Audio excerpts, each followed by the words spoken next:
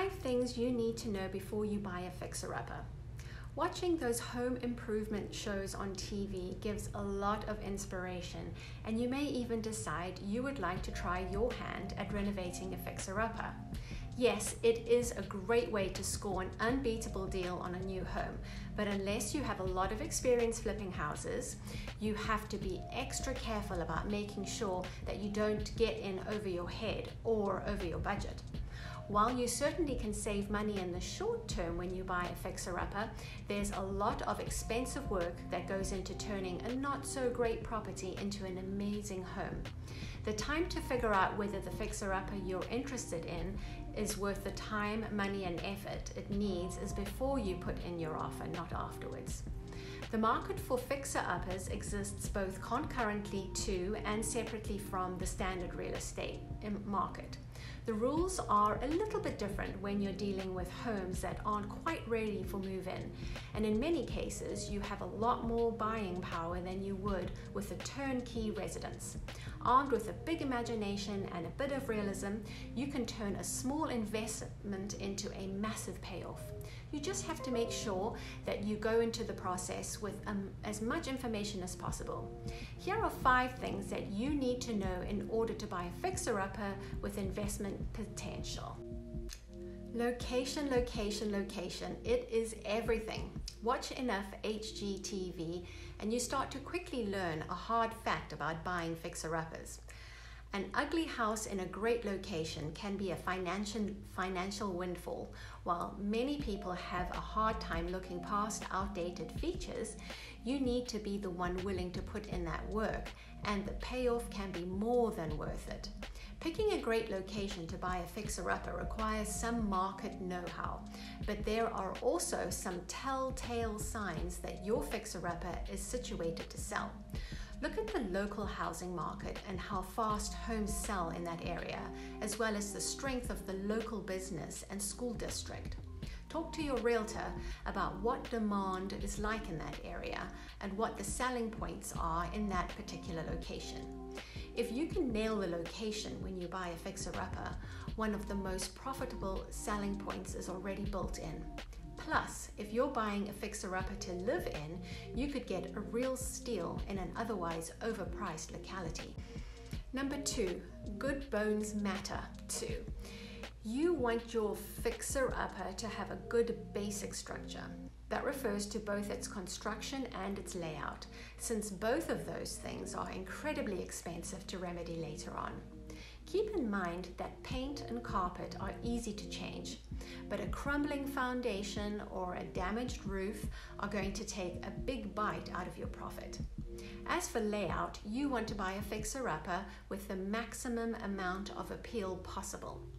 Spacious rooms with a lot of natural light are ideal, as are layouts that are optimized for the flow of how people live. Think open floor plans, bedrooms that are all on the same floor, etc.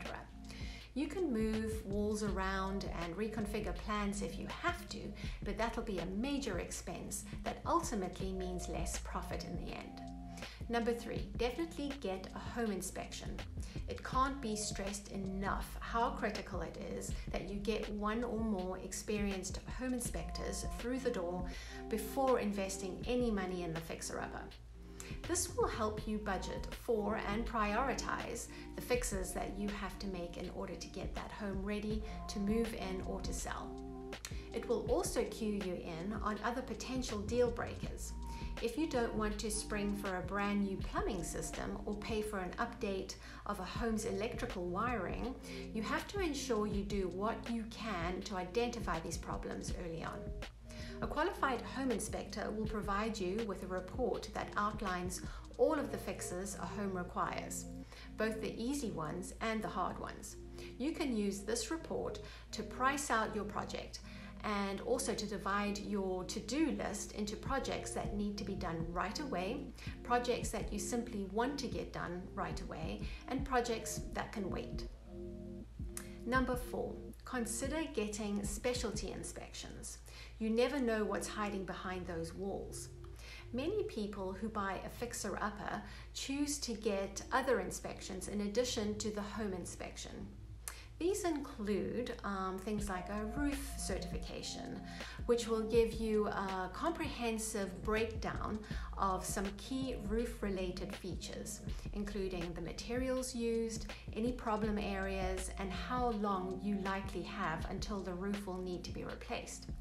I know here in Florida, the roof has to be in good repair in order to get insurance. Another inspection, a pest inspection, which will look for those existence of the harmful pests, including rodents and termites. A sewer inspection, which evaluates the state of the home's sewer lines and septic tanks.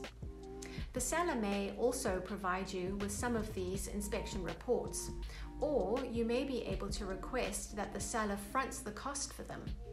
Likewise, you could make your offer contingent on the home passing these inspections. If the seller does provide reports, be sure to check on the dates to make sure that they are up to date. Number 5, create a realistic budget.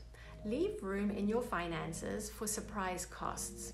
Fixer-uppers are notorious for surprising their buyers with unforeseen, expensive repair needs. What if you rip up a floorboard and find rotting wood underneath or active termites? That's not to say that you can't buy a fixer-upper when you're on a budget, but you do have to add about 10% onto your renovation budget for wiggle room.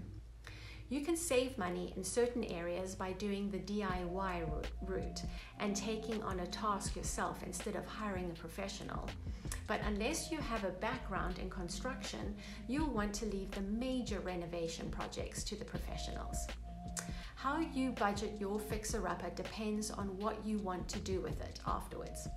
If you plan to live in it yourself, focus your funds where it matters most to you, after accounting for any necessary repairs, of course. And if you're planning to sell, start with the home improvements that are the most valuable, like the kitchen or bathrooms, and then work your way out from there. Exterior updates will go a long way too. There is no guarantee with anything in real estate, and the same goes for when you buy a fixer-upper. A big imagination is necessary, but so is smart financial decision making. That is a fine line, both your budget and the market you're buying in. If you're ready to take the leap, start working with a real estate agent to narrow down your options in terms of location and appropriate properties, and find the ideal fixer-upper for you. My name is Amanda Bolwell, homesanytime.com with I&I Realty. I welcome your comments below, and if you found this video useful, please like and subscribe, and I thank you for watching.